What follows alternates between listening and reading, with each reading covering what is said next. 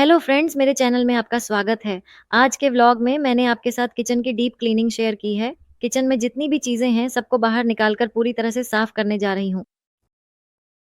हम इस घर में करीब 4 महीने से रह रहे हैं। मैं हर दिन खाना बनाने के बाद किचन काउंटर साफ करती हूँ। मैं गैस स्टोव साफ करती हूँ, लेकिन किचन काउंटर टॉप को हमेशा नहीं छूती। मैं हमेशा काउंटर और किचन की टाइलों पर कागज़ बिछाती हूँ। मैं उन्हें तभी साफ करती हूँ, जब सागौन की सफाई करती हूँ। मैं काउंटर पर 3 महीने से रखे बर्तनों को निकाल कर साफ करती हूँ। ऐसा इसलिए क्योंकि किचन में शेल्फ के सामने एक खिड़की है। ये एक बड़ी खिड़की है। इससे मुझे अच्छी हवा और रोशनी मिलती है। मैं हमेशा पूरे मन से यहाँ आती हूँ। जब हवा चलती है तो धूल भी अंदर आ जाती है और सीधा शेल्फ पर चली जाती है। अभी शेल्फ बहुत धूल भरी हो गई थी और मैं पिछले 1 हफ्ते से इसे साफ करने का सोच रही थी, लेकिन बार-बार टालती जा रही थी। आज दोपहर खाना खाने के बाद मैंने सोचा कि चलो एक बार साफ कर ही लें, और मैंने शुरू कर दिया। सबसे पहले मैंने काउंटर टेबल पर रखे सारे स्टैंड्स को धोने के लिए निकाल लिया। ये सब लकड़ी के बने होने की वजह से इनमें कहीं-कहीं गोंद भी लगा होता है, इसीलिए इन्हें ज़्यादा देर तक पानी में नहीं भिगोना चाहिए। एक-एक करके मैंने साबुन लगाकर अच्छे से धोया और फिर बालकनी में सुखाने के लिए रख दिया। अब किचन के काउंटर टॉप और शेल्फ पर जो बाकी चीज़ें हैं, बहुत सारी चीज़ें हैं, सबको निकाल कर बाहर रखना पड़ेगा। अगर किचन में ही रख दूँ, तो उस हिसाब से खड़े होकर काम करना मुश्किल हो जाएगा। इसलिए मैं सारी चीज़ें डाइनिंग टेबल के पास ही निकाल कर रखने वाली हूँ। कुल मिलाकर मैं किचन में जो भी बर्तन इस्तेमाल करती हूँ, वो सब इसी शेल्फ में रहते हैं। नीचे वाला शेल्फ टाइल्स का है और उसके ऊपर वाला शेल्फ कडप्पा पत्थर का बना है। मैंने कडप्पा पत्थर पर प्लास्टिक शीट बिछा रखी है। ये मैंने बहुत पहले जब इस घर में आई थी तभी बिछा दी थी, उस समय भी मैंने व्लॉग में शेयर किया था। ये बहुत अच्छा है। इसमें अगर ज़्यादा पानी गिर जाए और उसे पोंछे बिना छोड़ दें, तो कड़प्पा पत्थर के नीचे फंगस लग सकता है। बाकी सब कुछ बहुत अच्छा है। मैं ज़्यादातर जो बर्तन इस्तेमाल करती हूँ, उन्हें एक के अंदर एक रख कर ही रखती हूँ। अब मैंने बिना कुछ बदले सब कुछ वैसे ही निकाल कर बाहर रख दिया। इससे जब दोबारा अंदर रखना हो, तो थोड़ा आसान हो जाता है। सिंगल बर्तन सुखाने के स्टैंड के नीचे वाले शेल्फ में थोड़ा पानी गिरा हुआ था, ऐसा लग रहा था। उस प्लास्टिक शीट के नीचे थोड़ा सफ़ेद-सफ़ेद दाग जैसा था। लेकिन उस साइड के शेल्फ में बिल्कुल भी दाग नहीं था, वह साइड प्लास्टिक शीट के नीचे पूरी तरह साफ था। कडप्पा पत्थर पूरी तरह से साफ ही था। दोनों शीट्स पर थोड़ा-सा दाग था, इसे साबुन लगाकर साफ करना आसान हो जाएगा। अच्छे से साबुन और स्क्रबर से रगड़ कर धो दिया, फिर उसे अच्छे से धोकर बाहर सुखाने के लिए डाल दिया। मैं चाहे किचन का सारा काम देख लूँ, रोज़ खाना भी बना लूँ, लेकिन गैस सिलेंडर बदलने का काम मुझे हमेशा डराता है। मैं वो कभी नहीं करती, मेरे पति ही वो काम करते हैं। आखिर में जब मैंने सारी चीज़ें निकाल कर रख दी, उसके बाद उन्होंने स्टोव भी खोल दिया और फिर सिलेंडर को भी नेगेटिव कर दिया।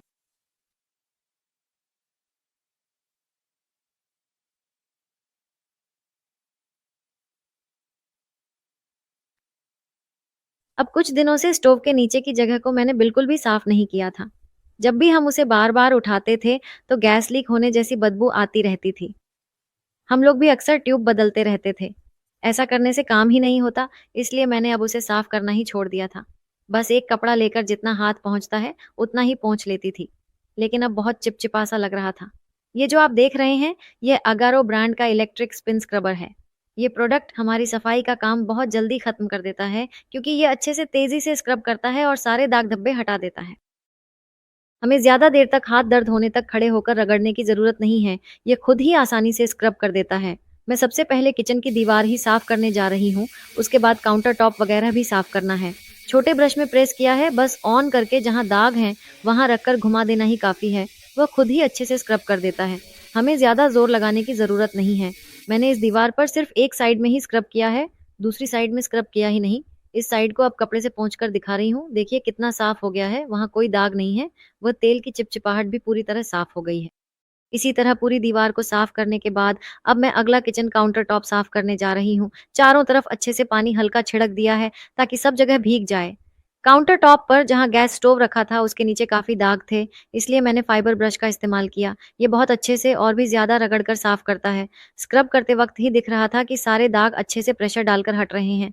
अब जब मैंने पूरा स्क्रब कर लिया है, तो एक गीले कपड़े से पोंछ कर दिखा रही हूँ। देखिए, अब वहाँ तेल की चिपचिपाहट या पुराने दाग कुछ भी नज़र नहीं आ रहे हैं, सब कुछ बहुत अच्छे से साफ हो गया है। आखिर में मैंने सिंक को भी साफ किया। साइड में सभी जगह स्मॉल ब्रश हेड लगाया था। इसके बाद मैंने पॉइंटेड ब्रश हेड बदल दिया, क्योंकि पाइप को साफ करने के बाद बगल में दीवार के कोनों को साफ करने के लिए वह आसान रहेगा। मैंने इतने समय तक किचन को पूरी तरह से साफ करने के लिए इसका इस्तेमाल किया है। फिर भी अगर आप चार्ज देखेंगे तो अभी भी बाकी है। कुल मिलाकर सिर्फ 2 पॉइंट ही कम हुए हैं। अब भी 3 पॉइंट बचे हुए हैं। मैंने सिंक के पास की दीवार, फिर टेबल के चारों तरफ अच्छी तरह से स्क्रब कर लिया है। अब मैं पानी डालकर दिखा रही हूँ, देखिए पहले और बाद का फ़र्क साफ नज़र आएगा। अब ये बहुत अच्छी तरह से चमक रहा है और साफ है। मेरे पास जो एक्स्ट्रा सिलेंडर है, वह मैं बालकनी में ही रखती हूँ। उसे नीचे कपड़े सुखाने के लिए कुछ भी रखे बिना सीधे फर्श पर रख दिया था, जिससे दाग पड़ गए। इसके लिए मैंने बड़े ब्रश वाला हेड लगाया है। इस तरह फर्श पर थोड़े ज़्यादा दाग होते हैं, तो इसे साफ करने के लिए ये बहुत अच्छा है। जब भी इस्तेमाल करती हूँ, क्लीनिंग लिक्विड डालकर सिर्फ स्पीड 1 पर ही रखा था। बहुत अच्छे से स्क्रब कर लिया। अब मैं इस शीशे को साफ करने जा रही हूँ। शीशा या काँच जैसी चीज़ें साफ करने के लिए इस स्पॉन्ज हेड का इस्तेमाल कर सकते हैं। इस शीशे के नीचे सब जगह पानी के छींटे और नमक के दाग जैसे थे। क्लीनिंग लिक्विड डालकर, स्पॉन्ज हेड लगाकर अच्छे से स्क्रब किया तो वे सारे दाग अच्छे से निकल गए। अब शीशे पर जो नमी रह जाती है, उसे हटाने के लिए इस तरह का कपड़े वाला हेड होता है, उसे लगाकर इस्तेमाल करती हूँ। पहले और बाद का फ़र्क अब साफ दिख रहा है। अब शीशा बहुत अच्छी तरह से साफ है। सारी सफाई का काम खत्म करने के बाद इस ब्रश हेड को भी अच्छे से साफ करके धूप में सुखा देती हूँ। उसके बाद हम इसे पैक करके रख दें तो अगली बार इस्तेमाल करने के लिए आसान रहेगा। इस प्रोडक्ट में मुझे सबसे ज़्यादा जो चीज़ पसंद आई वो ये है कि ये बहुत देर तक चार्ज रहता है और आजकल तो ये लाइट वेट भी है। अगर हमें कहीं जल्दी से कोई जगह साफ करनी हो तो इसे लेकर जाना और इस्तेमाल करना सब कुछ बहुत आसान है। ये बहुत हैंडी है। अगर वो के इलेक्ट्रिक पिन स्क्रबर का लिंक मैंने डिस्क्रिप्शन में दिया है। अगर आपको ज़रूरत हो तो चेक करके खरीद सकते हैं। अब देखिए किचन पूरी तरह से साफ और चमकदार दिख रही है। अब आगे से सारी चीज़ों को एक-एक करके निकाल कर अच्छे से ऑर्गनाइज़ करके रखना ही बाकी है। वॉलपेपर के साथ या बिना स्टैंड के पहले मैं काउंटर टॉप को अच्छे से ऑर्गनाइज़ करके निकालने जा रही हूँ। उसके बाद नीचे जो शेल्फ है उसे भी निकाल कर रखना है। ये काउंटर टॉप एल शेप में होगा। मैं कोने में 2 स्टैंड रखूँगी। एक स्टैंड डिवाइडर स्टैंड जैसा रहेगा जिसमें ऊपर भी कुछ चीज़ें रख सकते हैं और नीचे भी कुछ चीज़ें रख सकते हैं। अक्सर इस्तेमाल होने वाली चीज़ें जैसे नमक, चाय पाउडर, फिर पीसने वाला पत्थर, सरसों, जीरा और ऊपर जो रंग-बिरंगे डब्बे हैं उनमें से एक में सफ़ेद चीनी, दूसरे में बच्चे को देने वाला नट्स पाउडर और एक में पैसे वग़ैरह रखती हूँ। ये सब मैंने उसमें रख दिया है। अगली इस रैक में ही मैं अपनी सारी तेल की बोतलें रखती हूँ। यह मैंने ऑनलाइन ही खरीदी थी। बहुत लोगों ने इसका लिंक पूछा था। ये पूरी तरह से लकड़ी की बनी आती है। ये जो कटलरी होल्डर है, मैं इसे अपने लिए चम्मच वगैरह रखने के लिए आसान समझकर इस्तेमाल कर रही हूँ। नीचे टिश्यू पेपर बिछा देती हूँ और उसके ऊपर तेल की बोतलें रखती हूँ। अगर कभी हल्का सा कुछ गिर भी जाए, तो वह पेपर उसे सोख लेता है।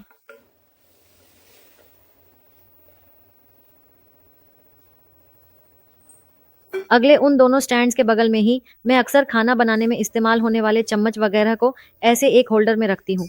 एक में लकड़ी के चम्मच वगैरह होते हैं, दूसरे में स्टेनलेस स्टील के जो इस्तेमाल करती हूँ, वो सब रखती हूँ। मुझे इस्तेमाल करने में लकड़ी और कैन के चम्मच ही ज़्यादा आसान लगते हैं, इसलिए मेरे पास स्टेनलेस स्टील के चम्मचों की तुलना में लकड़ी के चम्मच थोड़े ज़्यादा ही होते हैं। इन दोनों स्पैचुला होल्डर्स को मैं उस स्टैंड के बगल में ही ऐसे ही टांग कर रख देती हूँ।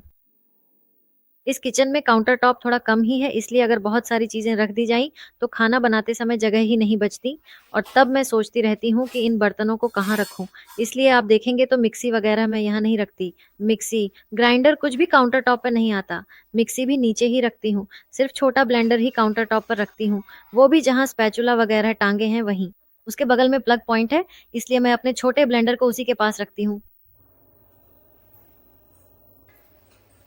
गैस स्टोव से थोड़ा दूर ही ये करछुल, तेल की बोतल वगैरह रखी हुई है, इसलिए जब उस साइड आकर ज़्यादा पकाती हूँ, तो कुछ भी गिरता या छींटता नहीं है। गैस स्टोव के पीछे थोड़ा गैप रहता है, उसमें एक कटिंग बोर्ड रखा है, फिर नमक डालकर रखा हुआ एक डिब्बा भी सिर्फ एक ही रखा है। ये दोनों ही चीज़ें गैस स्टोव के पास रहती हैं।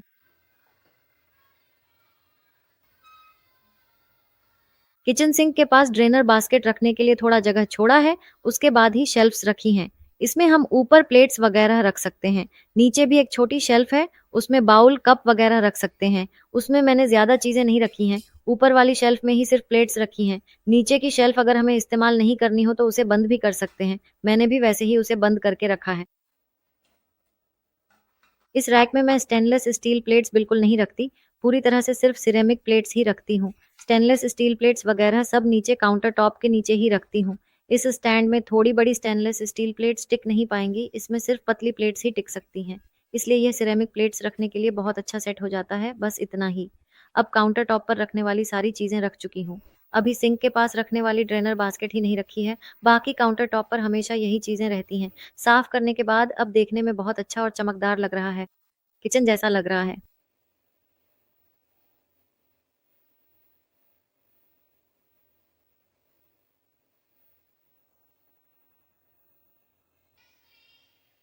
अगर किचन में कैबिनेट्स होते तो समझो आधा काम हो गया होता।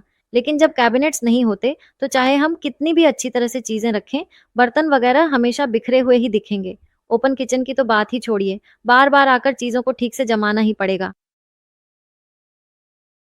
कुछ दिनों बाद अब तो मन कर रहा है कि ऐसे ही प्लास्टिक शीट्स हर शेल्फ पर खरीद कर बिछा दूं, क्योंकि इसे लगाने के बाद शेल्फ बहुत साफ-सुथरा दिखता है। इसी तरह इसे लंबे समय तक इस्तेमाल भी कर सकते हैं। ये कोई वॉल स्टिकर या चिपकाने वाली चीज़ नहीं है। ये सिर्फ़ एक प्लास्टिक शीट है, जैसे हम अखबार बिछाते हैं वैसे ही, ये बस एक प्लास्टिक शीट है।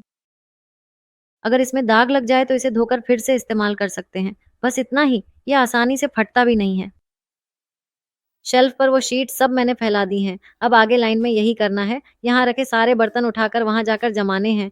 ये थोड़ा बड़ा काम ही था। शुरू करते समय मुझे थकान महसूस नहीं हुई, लेकिन जब पूरी किचन साफ करके सब कुछ वहाँ रख रही थी, तभी पैरों में दर्द शुरू हो गया। यहाँ से एक-एक चीज़ उठाकर वहाँ ले जाने के दौरान। मैं बीच-बीच में जाकर पानी पीती रही, थोड़ा स्नैक्स खा लिया, फिर 10 मिनट टीवी देखकर आराम कर लिया। इसी तरह से काम करती रही, क्योंकि अगर लगातार बिना रुके यही करती रहती तो बहुत थकान महसूस होती। मैंने काम शुरू किया था दोपहर के 3 बजे, फिर किचन साफ करने से पहले थोड़ा गैप लेकर ही किया। 6 बजे के बाद ही शायद मैंने सफाई पूरी की। अब अगर आप टाइम देखें तो साढ़े 7 बजने वाले हैं। सबसे पहले जो बर्तन मैं अक्सर इस्तेमाल नहीं करती उन्हें निकाल कर ले आई। उन सबको अच्छे से अंदर धकेल कर रखा। उसके बाद ही हमेशा इस्तेमाल होने वाले बर्तनों को रखना है। बिरयानी का बर्तन मैं आम तौर पर 2 हफ्ते में 1 बार ही बिरयानी बनाती हूँ, तो उसे भी ज़्यादातर अंदर ही रखती हूँ। फिर यह नॉन स्टिक पैन अगर कोई स्वीट रेसिपी बनानी हो तभी इस्तेमाल करती हूँ। इसी तरह मेरे पास जो हार्ट शेप बॉक्स और स्टेनलेस स्टील के बर्तन हैं, वे भी बहुत कम ही इस्तेमाल होते हैं। जब घर में कोई मेहमान आते हैं या इडली डालने की ज़रूरत होती है, तभी इनका इस्तेमाल करती हूँ।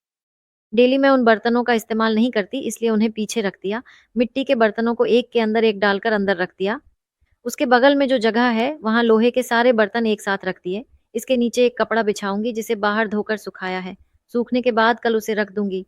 अगर ऐसे ही सीधे डोसा के बर्तन रख दें, तो नीचे पूरा तेल का दाग लग जाएगा। उस शेल्फ के ऊपर की टोकरी में छोटे-छोटे गिलास, बाउल और पापा के स्नैक्स बॉक्स, ऑरेंज जूस वगैरह सब रखे हैं। ऐसे एक्स्ट्रा कप वगैरह सब उसी शेल्फ में रखे रहते हैं। इस शेल्फ में अभी भी काफ़ी जगह है। इसमें मैं यह ऑर्गेनाइज़र रखूँगी। इसमें पूरी बेलने के बाद तड़का लगाने वाला करछुल, बड़ा फ़िल्टर, मेज़र और कुछ ऐसे किचन टूल्स जो कभी-कभी ही इस्तेमाल होते हैं, सब मिलाकर उसमें रख दूँगी। स्टेनलेस स्टील प्लेट्स के लिए मैंने ये 3 टायर स्टैंड रखा है। इसमें मीडियम साइज़ की छोटी और खाने वाली प्लेट्स को मैं अलग-अलग रैक में सजाकर रखती हूँ, जिससे इन्हें ज़रूरत पड़ने पर निकालना काफ़ी आसान हो जाता है। इस स्टैंड के बगल में कटिंग बोर्ड है, उसके पीछे थोड़ा ज़्यादा खाना पकाने वाले बर्तन रखे हैं, फिर एक्स्ट्रा मिक्सी जार, इडली के बर्तन के पास मिक्सी भी रखी है। मिक्सी इसी जगह नीचे ही रहती है। जब ज़रूरत होती है, मैं उसे ऊपर रखकर पीस लेती हूँ और फिर नीचे इसी जगह वापस रख देती हूँ। यहाँ ऊपर की शेल्फ में अक्सर इस्तेमाल होने वाला कुकर और रोज़ का खाना पकाने वाला बर्तन रखा है। फिर कढ़ाई, छौंकने की कढ़ाई, पैन, इन सबको एक के अंदर एक डालकर रखा है। उसके बाद दूध का बर्तन, mixie jar, extra tiffin box वगैरह अगर हों तो इन्हें भी इसी शेल्फ में रख देती हूँ। अब हॉल में रखी बाकी की चीज़ें भी निकाल कर शेल्फ में रख दी हैं। फिर वो स्टेनलेस स्टील का डब्बा है ना, उसमें वथल पाउडर, धनिया पाउडर वगैरह रखती हूँ। वह गैस स्टोव के नीचे छोटे से तख्ते जैसा जो जगह है, उसमें रखती हूँ। पहले ही धोकर रख चुकी थी। बर्तनों को भी निकाल कर उनकी जगह पर रख दिया है। यहाँ जो स्टेनलेस स्टील कंटेनर है, उसे छोड़कर बाकी सारे प्लास्टिक बॉक्स को एक बार धोकर अच्छे से साफ करके रखना है। कुछ चीज़ें खाली थीं या उनमें कुछ नहीं था, उन सबको निकाल कर सिर्फ ज़रूरत की चीज़ें ही रखनी हैं। कुछ डब्बे थोड़े पुराने हो गए हैं, बाकी के बॉक्स सब अच्छे थे, वो सब भी मैंने निकाल कर रख दिए। अब अगर आप गैस स्टोव के नीचे देखेंगे तो चावल स्टोर करने के लिए जो बॉक्स है, फिर पापा का लंच बैग, उसके पीछे वथल पाउडर, धनिया पाउडर वगैरह जो भी था, वो सब स्टेनलेस स्टील के बॉक्स में रख दिया है। बस इतना ही, आखिरकार किचन रीक्लीनिंग का काम पूरी तरह से खत्म हो गया। अब किचन देखने में भी बहुत साफ-सुथरा और चमकदार लग रहा है। मुझे लगता है कि आप सभी को ये व्लॉग पसंद आया होगा। अगर पसंद आया हो तो इस वीडियो को लाइक कर दीजिए और अगर आप हमारे चैनल को पहली बार देख रहे हैं तो ज़रूर सब्सक्राइब कर लीजिए। अगले किसी और दिलचस्प व्लॉग में मिलते हैं, तब तक के लिए बाय।